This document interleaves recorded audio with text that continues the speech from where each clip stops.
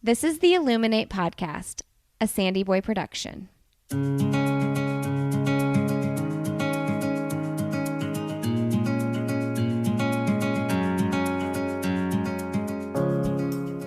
Each week on the Illuminate Podcast, the hosts will bring you insightful conversations and stories of people who are illuminating their own lives through their business, work, community, family, and world.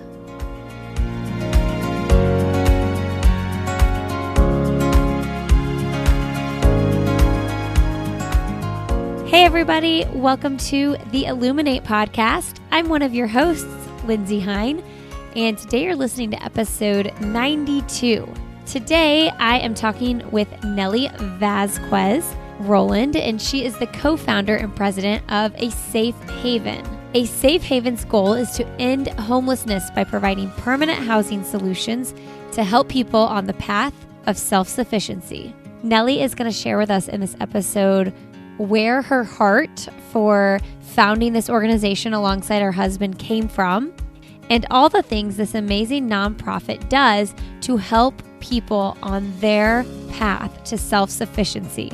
A Safe Haven's visible social and economic impact unites families, stabilizes neighborhoods, and creates vibrant, viable communities. Now, I want to let you all know, if you are inspired by Neli and what they're doing at A Safe Haven, you can support them by signing up for their second global virtual run walk to end homelessness. It runs anytime between Saturday, July 17th and Sunday, July 25th. We will put the link to register in the show notes at theilluminatepodcast.com. And if you want to be added to our newsletter that goes out every week with the show notes of these conversations, email Emma at sandyboyproductions.com, and you'll get the link directly sent to your inbox from the show notes of this conversation. You can learn more at asafehaven.org. All right, if you enjoy this conversation, leave us a quick rating and review. And if you want to learn about all the shows in the Sandy Boy Productions podcast network, make sure you check us out on Instagram, Sandy Boy Productions, to learn more over there. All right, enjoy my conversation with Neli Vazquez. Okay, well, today on the Illuminate Podcast, we have Neli Vazquez on the show. Welcome to the show, Neli. Thanks for having me, Lindsay. I am so excited to learn about A Safe Haven and everything you guys are doing over there. Can you give us a little bit of a backstory of how A Safe Haven began and what you all do there? Well, I'll try to give you the short version.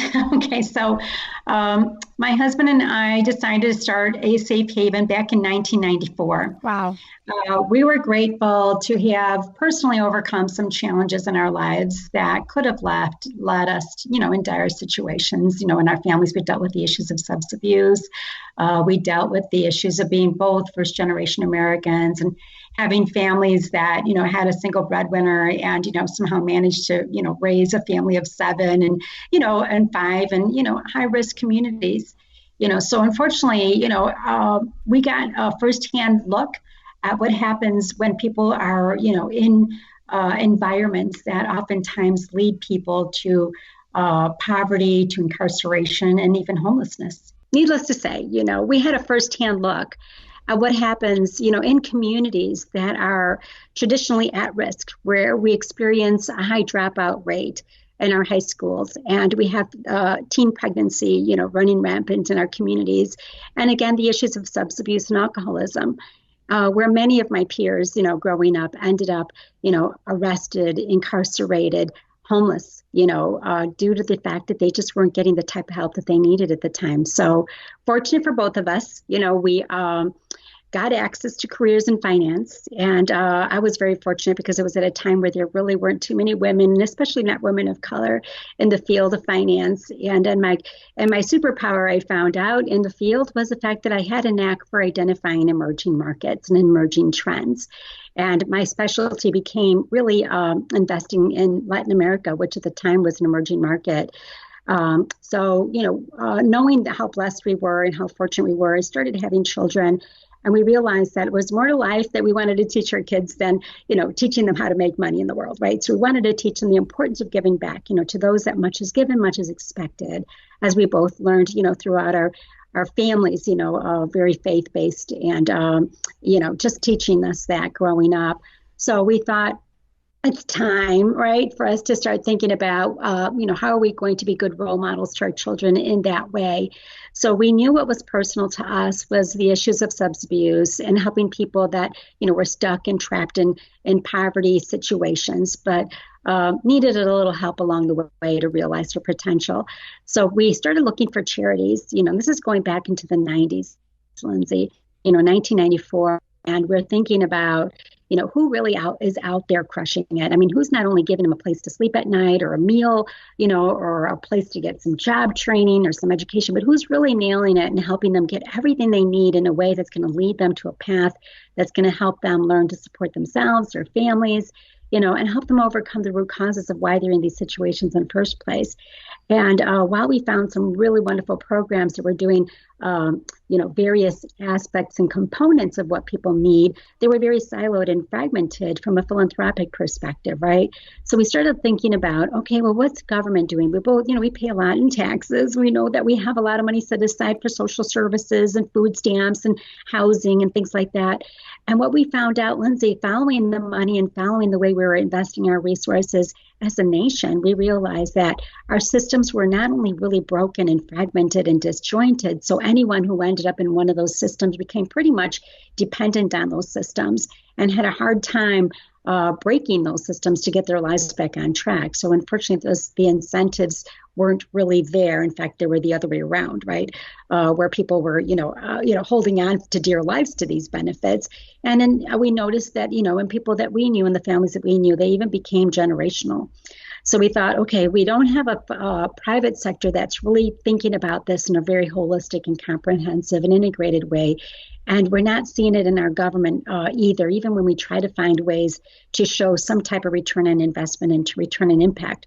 And so we thought, well, since we have this idea of how people should be helped, why not take our resources and invest in something ourselves in a way that was really going to help align with our values? So we started buying and investing in the same types of communities that we came from, buying in communities where they had abandoned buildings, boarded up, often centers of where crime and, was being committed and eyesores in the community. And we thought, well, why don't we go in and buy these buildings, gut them, renovate them, turn them into the crown jewels of the community and invite people that are willing to, get some help overcoming the root cause of their challenges. And let's invite people that, we can hire to help these people that do specialize in the various levels of care, such as social services, education, job training. So we did that. We thought we would do it for about 6 months to a year, and that would be our give back model. And eventually we would sell these buildings and we would hopefully get some type of return on our investment in that way, right? Unfortunately, Lindsay, at the same time, we realized that, there was really no exit strategy for this because as more people started to learn about the work that we were doing, the more people came to a safe haven and said, we also need help, not only for ourselves, but for our families. And we went on and continued to invest in buying more buildings with the same idea that, someday right now we'll help a few people, during this time, we don't ask them for any rent. All we ask is for their participation in their own self-sufficiency. And they complied. And we watched people, they were in the depths of despair when they walked in the door with, having dealt with addiction for decades or being incarcerated in and out of the system for decades. And all of a sudden, with the right kind of help that they were getting based on their individual needs, we were able to connect them to all the right wraparound services. But they did face barriers to employment. So there was nothing we can do to help them, erase their history in terms of their incarceration or their bad credit that prevented them from getting access to jobs and housing. So we said, well, why don't we start investing in buying and building some businesses and let's hire them ourselves. So we actually own a landscaping company. Oh, cool. Yeah, it's famous in Chicago. If you've been to Chicago, Lindsay, everyone always admires our beautiful medians on Michigan Avenue. Okay. Have you seen? Yeah. I haven't been to Chicago in so long, but I've been there dozens of times. Okay, well, a lot of people come to Chicago and often, comment on the beautiful flowers, the medians. We do the rooftop at City Hall that's pretty famous. We also do a lot of the landscaping through the school systems and even private sector business, such as Starbucks hires our landscaping company to do those beautiful flower pots that you see when, you go for a cup of coffee on the sidewalk, right? Cafe. So anyway, that employs hundreds of people. And we also pay them to do the job. They learn a job skill. They learn how to manage their money. We also, one of our job training programs is a culinary arts training program. So we also have a catering business that does some of the top events here in Chicago as well. I mean, they do anything from a 5-star meal to a box lunch, for a golf outing.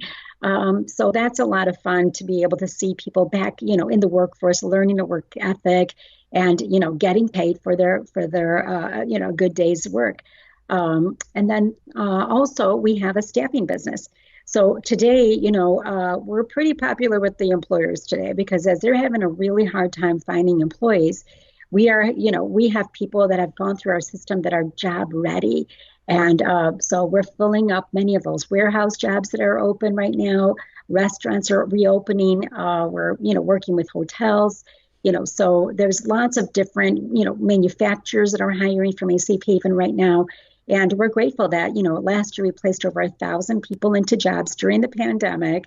And they made over $27 million, in earned income, and they paid over $4 million in taxes. So people don't realize homelessness is a very expensive problem. And we pay a lot of money in taxes, in dealing with the homeless situation. Instead, we turn these lives around and they become positive, productive members of society. The other barrier that they faced is that they faced housing barriers.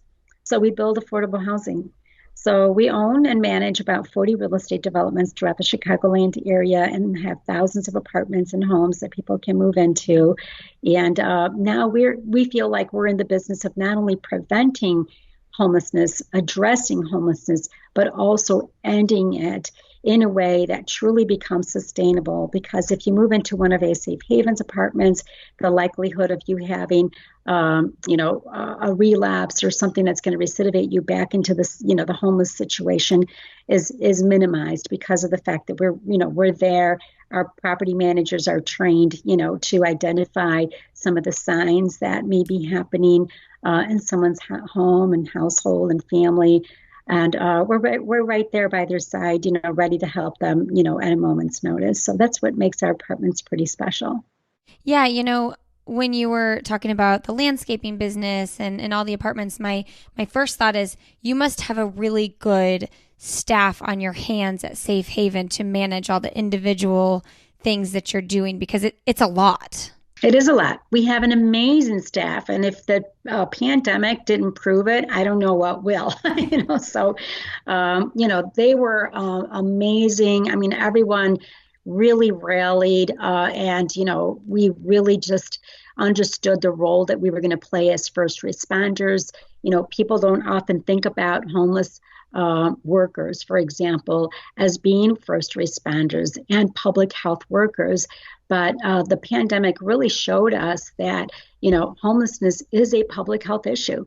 And what was happening to the health of the homeless was happening to society. So if we had people that were on the streets, for example, getting diagnosed with COVID-19, they're on our buses, they're in our, public bathrooms, they're, in the public, space. And, if they're impacted, we're going to be impacted. So I think that really kind of like seared into our brains and all of our brains that homelessness is a public health issue. And our team knew it, and we were able to respond to the pandemic by not only doing our everyday work of helping the homeless in every way that we possible during the pandemic, during the shelter-in-place orders, for example.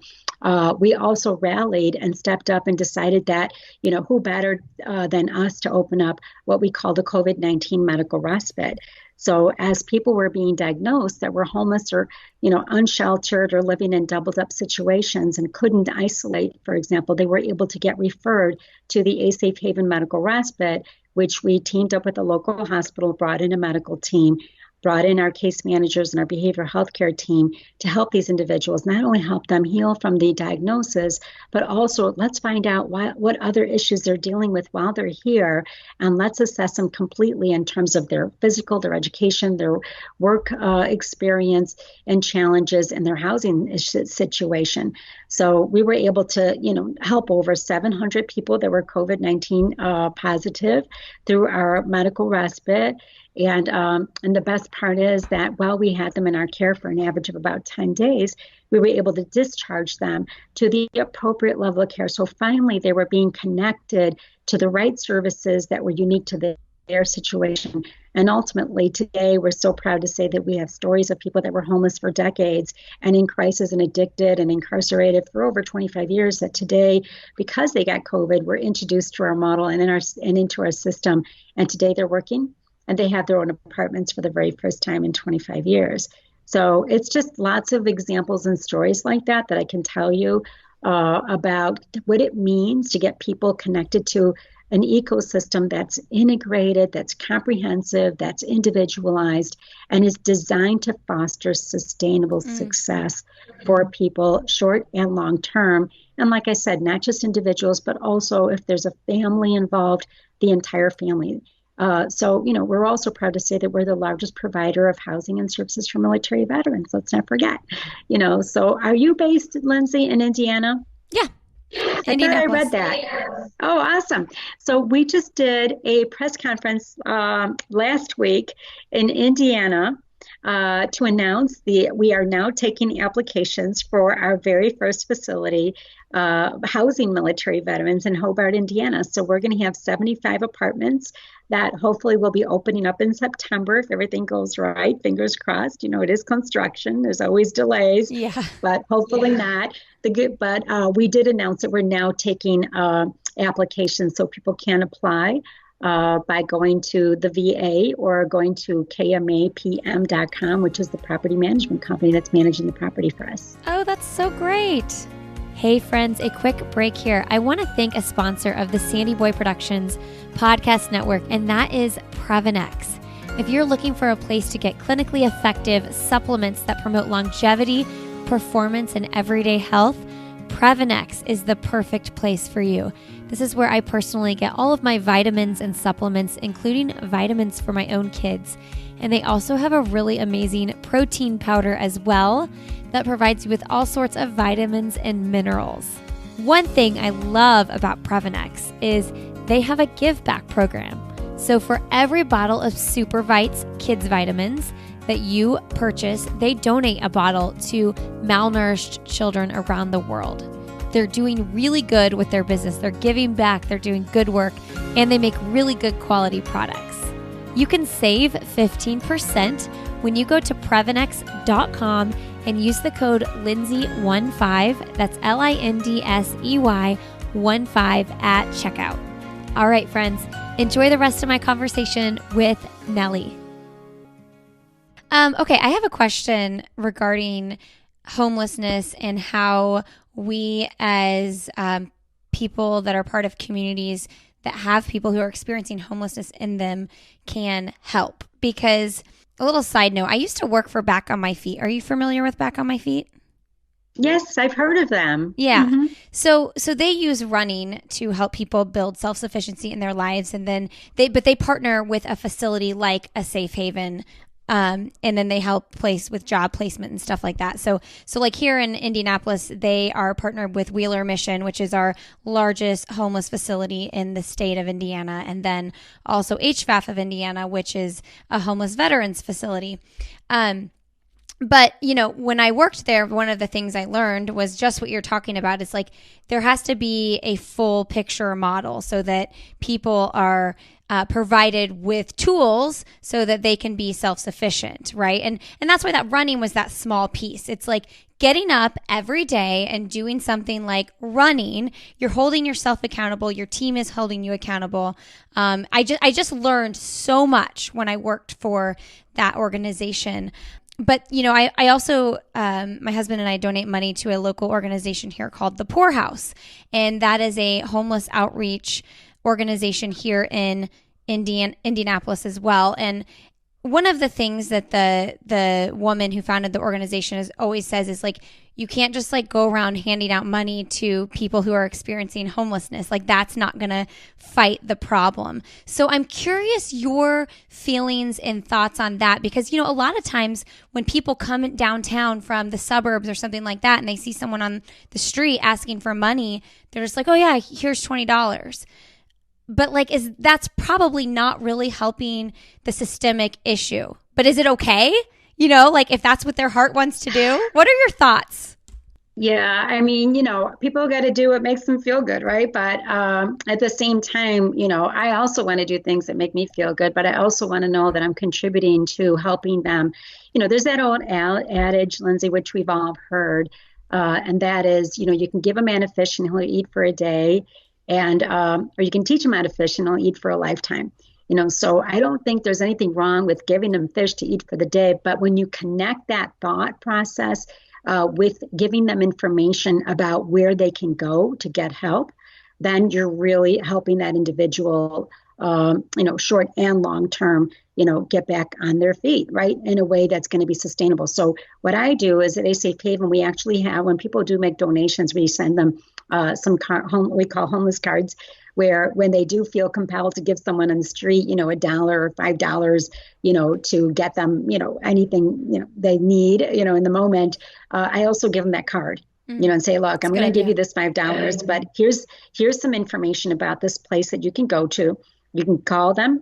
You could use that money for a bus ride. You could use it for, a cab, but go there. And if I really want to help you in a way that's going to ultimately help you realize your potential, because I see so much in you and so much potential, beneath, what we see today.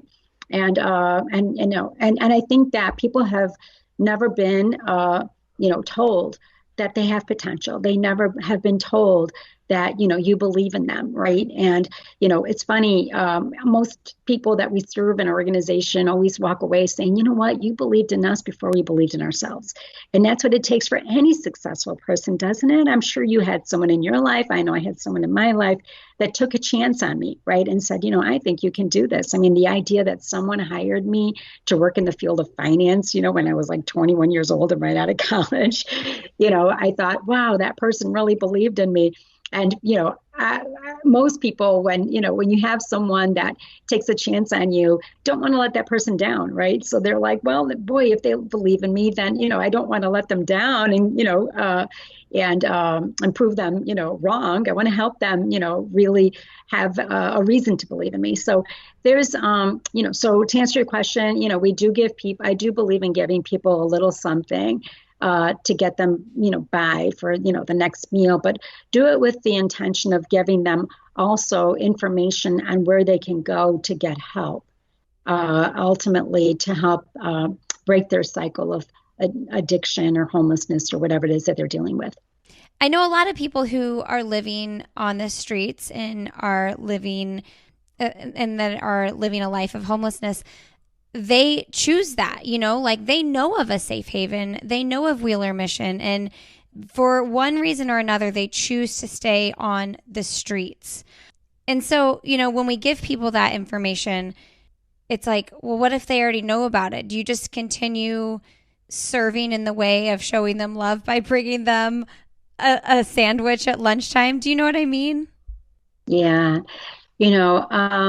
Unfortunately, when people are dealing with mental health issues, right, we're making the assumption that they're making logical decisions, right? And they're not, and they're not.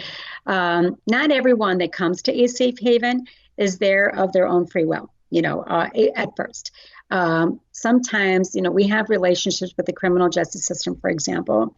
So in Chicago and in Cook County, Illinois, for example, we work with the Cook County jail system. So as people get arrested and they can't make bail, or even if they did, they have nowhere to go, the jail sends them to our program.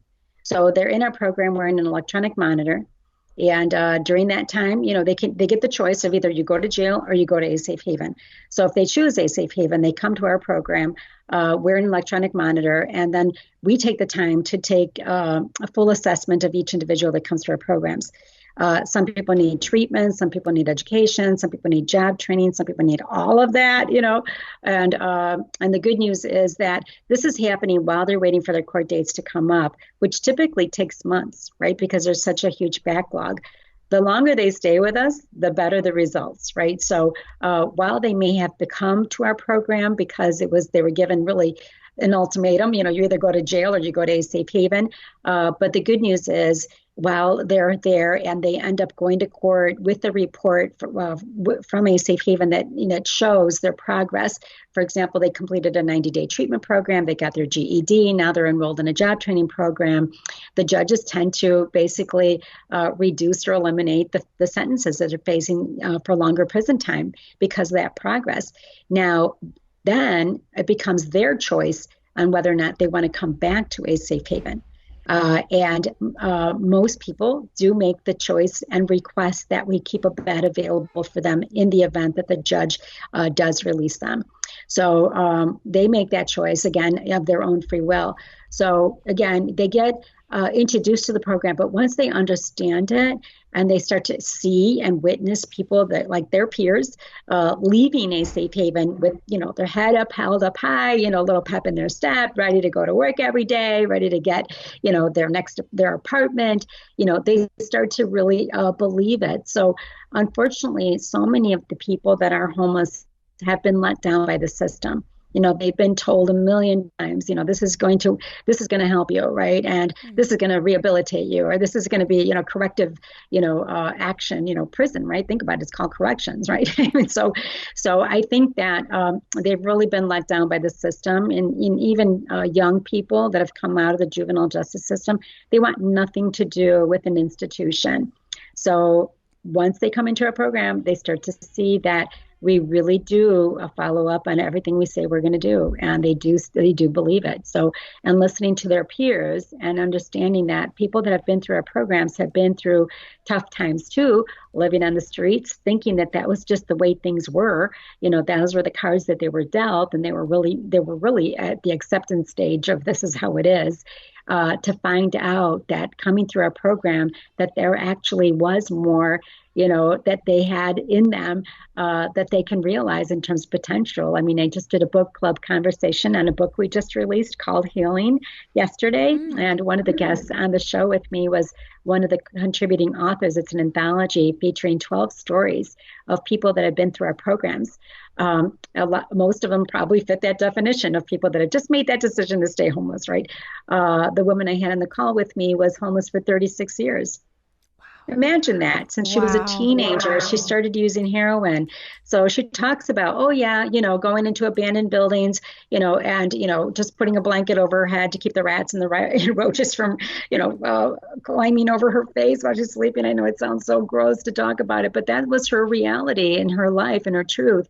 And she was arrested 120 times, and she was, overdosed over 100 times in the emergency room due to her heroin addiction. Her family tried everything, including paying for expensive treatment programs, bribing her with expensive cars to try to see if that would get her to stop, sending her on expensive vacations. Nothing worked. I mean, heroin is has a pretty good grip on people's lives, and they make decisions that they would never make, and their if their mind were clear and present. And she even had 4 children while she was homeless, and did not raise any of them. And so today, what happened was she was in prison 7 different times. She came out of prison the final time, and the judge suggested that she come to a safe haven. So she came upon release. And thankfully, we were in a position to help her. She stayed with us for 8 months. She left our program in March of 2012. Today, she is reunited with her entire family. And while she wasn't there for her children's lives, she's there for her grandchildren's lives. She actually has been promoted from the same place we got her a job. She has been promoted, now works, in a university, and works in the medical behavioral health care division, right? And is just amazing and giving back. And I mean, there's lots of stories like that of people that have gone on and, have crushed it in terms of living the American dream. And this book is filled with 12 stories of people that are all living the American dream. 3 of them are entrepreneurs. three of them are actually employees of mine that started out homeless, but now run departments, including one woman who came in from a criminal justice program, which was referred from prison. And today she runs that division. After 16 years, she's moved her way up. And then we also have someone that also came from that Cook County jail program that I described 11 years ago, that is now our chef, and so we've helped, send them to college, get them degrees, get them, completely trained to work in the field and with the credentials. And they're the ones that are, again, my superstars, so it's a book I hope people pick up. It has become a bestseller on Amazon, but it changes everyone's understanding of, what leads people to homelessness. It's not a one size fits all. It's not a homogenous population. You can be people that have grown up in the North Shore with, access to every opportunity in the world and resources, or people that have grown up on, the south side of Chicago that, only knew that way of life, because that's the life their parents had. So to us, it doesn't matter, how old you are or how long you've been in crisis. The good news is, we've got to start somewhere, and we meet you where you're at. And we watch people every day leave our organization, again, with the ability to support themselves and your family. And we know it's going to be sustainable because we don't let them leave until they really, really are solid. And if, for example, if there is a relapse, or something like that, it happens, they're always welcome to come back and start over again. So we house about 5,000 people a year, Lindsay. So, we've been doing this for 26 years. So there's hardly an issue or problem, that we haven't seen at this point. And we know that our model is something that can and should be scaled and replicated in every city in America that needs a plan and a strategy and a model that can consistently help people in a way that, coordinates the right services and gets people on their feet with the ability to be employed and permanently housed in a way that's sustainable. Well, and you mentioned like this could be replicated in every city and state. It's like I think that everybody who is capable, if you think you have a heart for people walking through homelessness or overcoming it, we should all find a local organization where we live, and we should all be giving to that organization. On top of the personal human interactions that you might want to have with people when you're walking to work or wherever, when you come down to the city. But like, there's no reason that if we are capable, we shouldn't all be putting $20 a month or whatever it is to a local organization who is fighting this issue. Exactly. I think that, we all have a voice too. Yeah. I think that today we live in a society where it's kind of driven by, every decision that's happening with resources and priorities has to do with movements. Right. So unfortunately, we represent a population that isn't exactly going to go out there and, march on their own behalf. They aren't going to go out there and protest. They aren't going to boycott. So how do we do it? It is absolutely, the public will that is going to be needed to, be a voice and an advocate, and for those that are politically inclined, and even if you've never been politically inclined, just making a simple phone call to your alderman and going on the record and saying, hey, make sure that, our city is setting aside resources and that we are scouring, the planet, the landscape of, who is crushing it, who is really getting this done right. Because one of the things that's missing, is really creating a universal standards of care, for a delivery system that prevents homelessness, addresses it, and ends it. So, we need more than good intentions. We need to actually have, again, a plan and a model that actually can consistently produce positive outcomes. And that's one of the things that we found, was back in 1994 is that, there wasn't a lack of hearts. There were people that were, generous, and wanting to give back and make a difference. So I say, do your homework, and find out, where are we either giving to that we may be perpetuating the problem without realizing it, or we may be actually making a real sustainable and measurable, visible impact on reverse engineering the problem. So our biggest competition, I always say, is the entrenched systems, right? So if you think about, what are the institutions that made a lot of money and created a lot of jobs, dealing with the problem. I often say it's, many times it's the criminal justice system, right? Mm-hmm. So they're the ones that have, it takes $40 billion a year to run prisons, right? And 70% of the people that are in prisons are repeat offenders, right? And the underlying issue for those repeat offenders are often nonviolent. They're crimes due to issues such as mental and behavioral health care issues. So, again, just looking at, who's really helping reduce the rate of recidivism in the prison system. Since we work with the prison system, I can tell you that the vast majority of people that come through our program, just like that story that I just mentioned to you, stay out of prison and don't become repeat offenders. And that's what we have to think about is, how are we dealing with this issue and who has really got a plan and a strategy and a proof of concept that is actually, again, healing the root causes and empowering people to, again, realize, their God-given potential. So, you mentioned back on my feet, I believe that one of the things that we do at A Safe Haven is a powerful way that anybody and everybody can be involved in. Every year, Lindsay, I actually produce, since 2010, a run walk to end homelessness. And I just used to do it here in Chicago. And my dream was to, someday go global. I'm like, I would love to see the whole world, for one day, right? Just get up and say, okay, today I'm running on behalf of, helping the homeless. I mean, every cause in America has had a run, specific to their cause. But at the time, there were no runs or walks for homelessness, and I thought, well, we've got to reduce the stigma, associated with the disease, which is really the issue that has been a big barrier to helping us, grow, is the fact that the stigma and the fact that we just don't have enough people that are willing to step out in faith and help, support this cause. So anyway, we're on year 10 last year, right? What happened? Of course. The pandemic. And everything is being canceled. Our event that we had planned, for the previous 6 months, was on the fence, of being closed. And I thought, oh no, I can't let this happen. It's our 10th year. And what we do know is that there's going to be a huge surge in homelessness as part of the aftermath of this pandemic, right?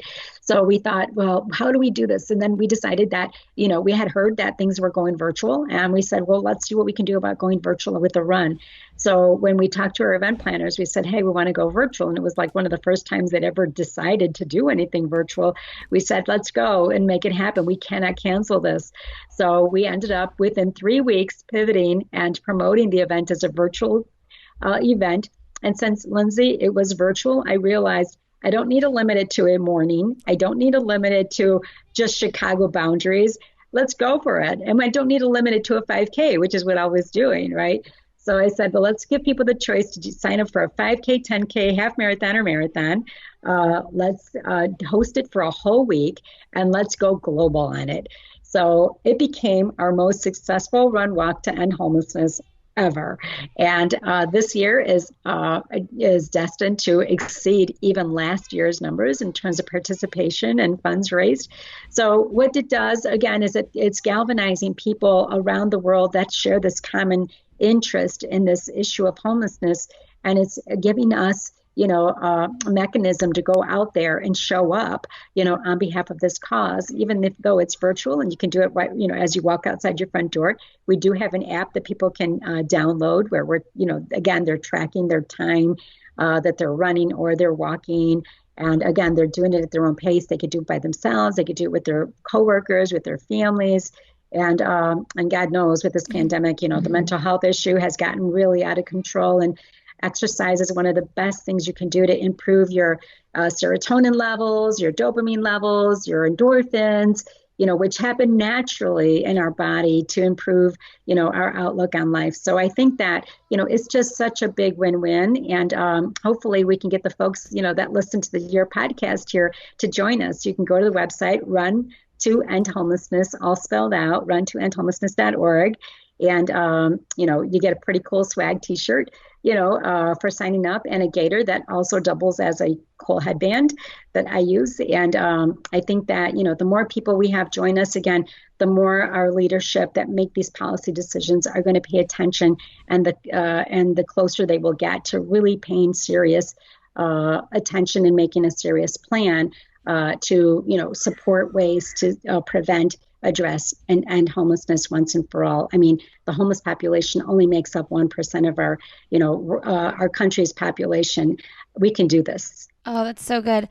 I'm curious, we'll wrap up here, but I'm curious, like, when you and your husband decided to start this in 1994, like, looking back, it seems like such a big thing to do and a scary thing to do.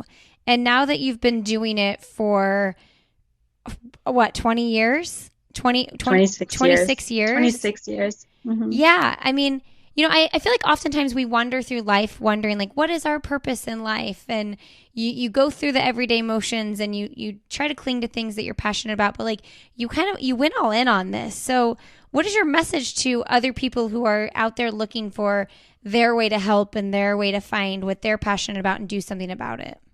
Well, I think what motivates people oftentimes is when issues are personal, and for us it was personal. We went through these challenges of not homelessness, thank God, right? But the issues that cause homelessness. And we knew people that fell through the cracks, and ended up in those situations. And so we were grateful to have been blessed. We were introduced to careers that, allowed us the opportunity to, have the resources to do something about something that we cared about.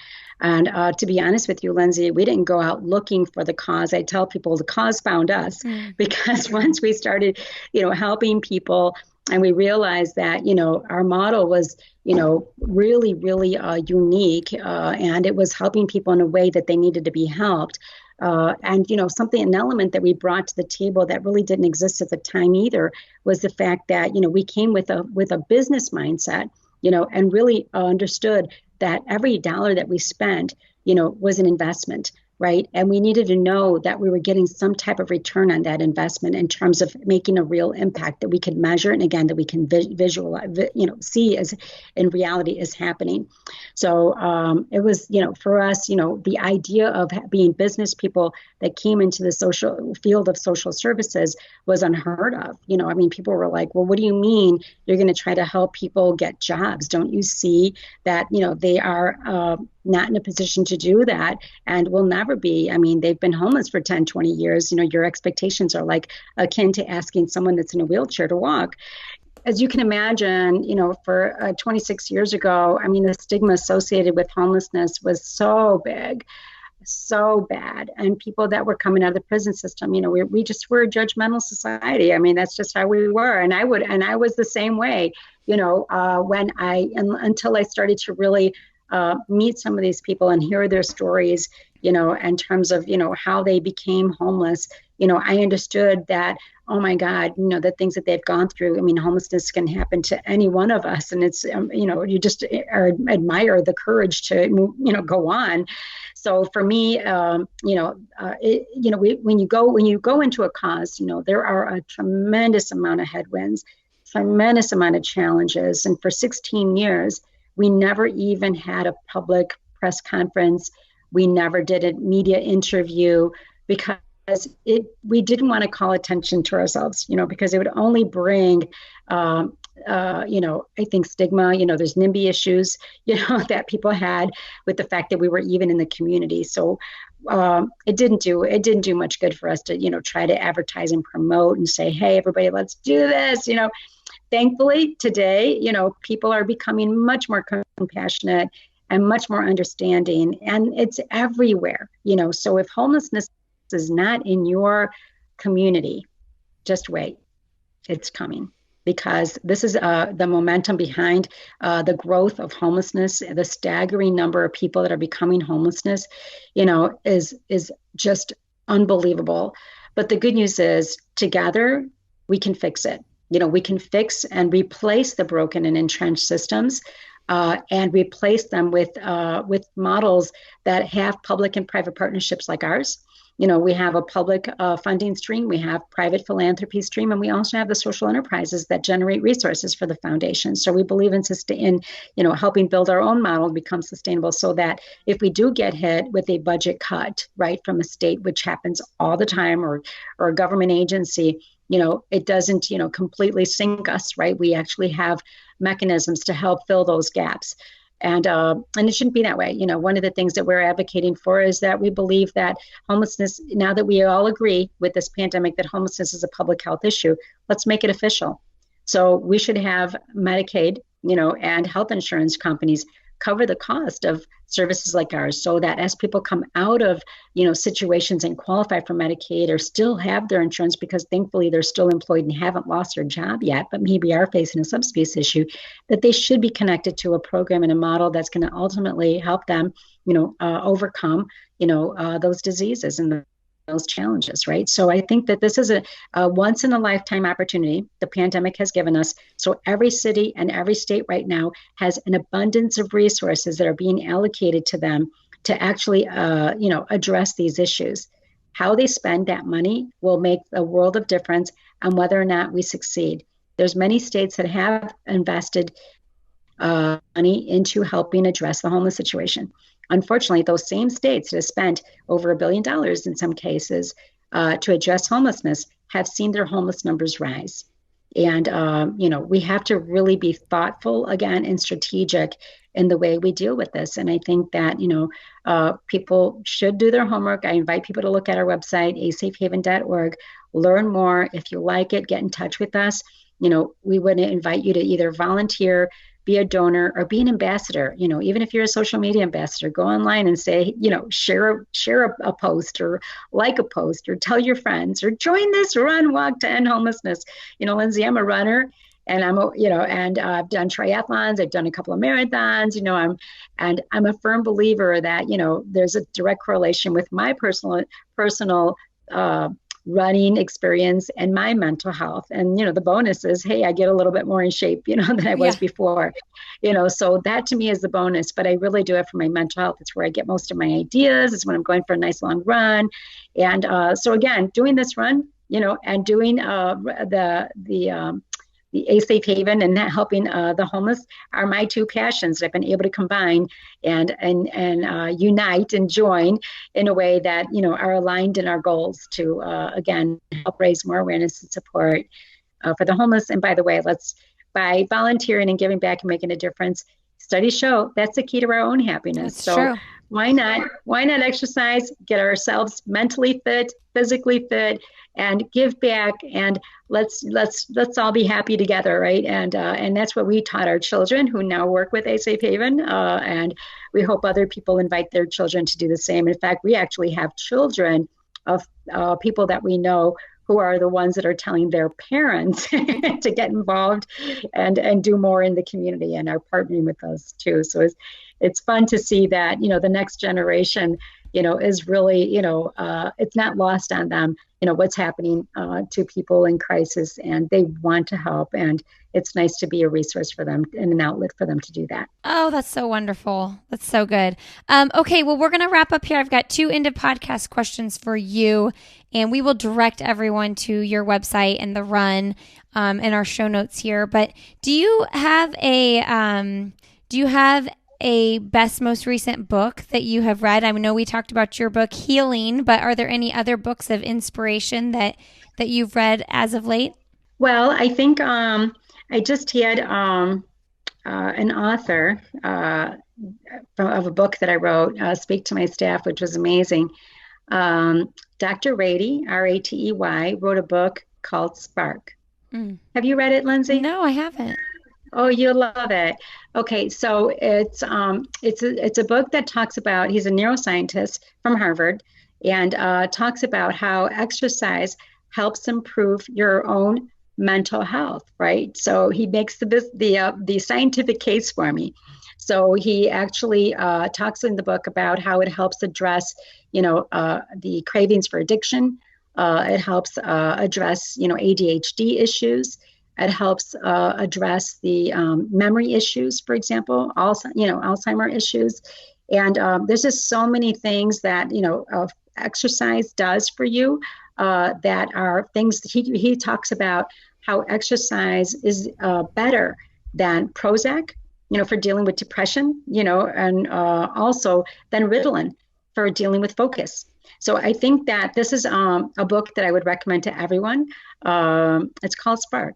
Okay, I love it. Okay, and then what's your last message to leave with our audience today? Well, I hope that everyone listening today found our conversation with you, Lindsay, informative and hopefully a little inspiring. And again, I invite everyone to take a look at what we're doing at asafehaven.org and, think about, what role you'd like to play on this issue of homelessness and in a way that, again, is designed to foster success, right? So giving back to helping the homeless in a way that fosters success amplifies our ability to help move people out of homelessness and into permanent self-sufficiency. And I think that's the goal that we all should strive for.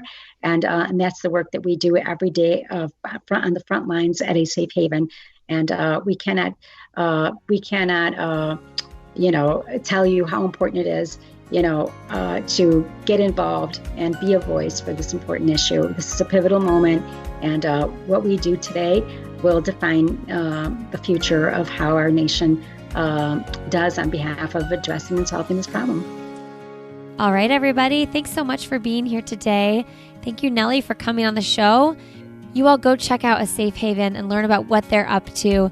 Make sure you check out their second global virtual run walk to end homelessness as well. That goes July 17th to July 25th. asafehaven.org is where you'll find all that information. You can find us if you want to connect with the Illuminate podcast on Instagram. We are the Illuminate podcast over there.